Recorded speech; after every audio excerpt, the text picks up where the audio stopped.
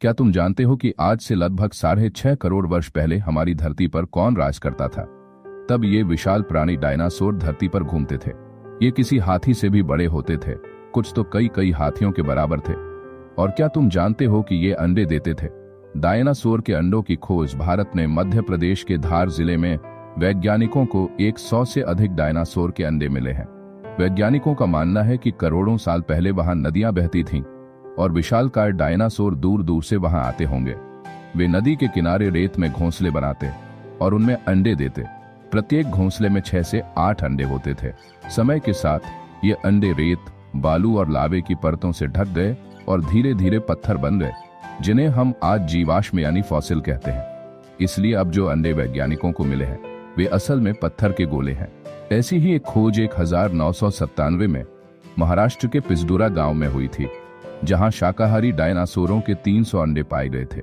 जब पूरी धरती एक थी, यह बात बहुत रोचक है कि जब डायनासोर इस धरती पर विचरते थे तब दुनिया के सभी महाद्वीप जुड़े हुए थे। आज जो भारत, अफ्रीका और दक्षिण अमेरिका अलग अलग दिखाई देते हैं, तब ये सब एक ही विशाल भूभाग का हिस्सा थे जिसे गोंडवाना महाद्वीप कहा जाता था। भारत जब एशिया से जुड़ा तब यहाँ कई तरह के विशालकाय डायनासोर पाए जाते थे। उनमें से कुछ थे बारापासोरस टैगोराई। यह डायनासोर 3 हाथियों के बराबर बड़ा था और आज के आंध्र प्रदेश के क्षेत्र में घूमता था। वैज्ञानिकों को इसकी एक विशाल टांग की हड्डी गोदावरी नदी के पास मिली थी। इसका नाम बारापा यानी बड़े पैरों वाला रखा गया। टैगोराई नाम महाकवि रविंद्रनाथ टैगोर के सम्मान में दिया गया। दूसरा राजासोरस नर्मदेंसिस। यह डायनासोर नर्मदा घाटी में रहता था। इसकी खोज 2003 में हुई थी। यह एक मांसाहारी डायनासोर था जो अन्य विशालकाय शाकाहारी डायनासोरों को खा जाता था। तीसरा जबलपुरिया डायनासोर। जबलपुर में 1933 में डायनासोर के जीवाश्म में थे। वैज्ञानिकों ने इसे जबलपुरिया डायनासोर नाम दिया। डायनासोर आखिर गए कहाँ? इतने विशालकाय जीव धरती से गायब कैसे हो गए? वैज्ञानिक इस पर 2 बड़े कारण बताते हैं। पहला, ज्वालामुखी विस्फोट। करीब 6.5 करोड़ साल पहले एक विशाल ज्वालामुखी फटा।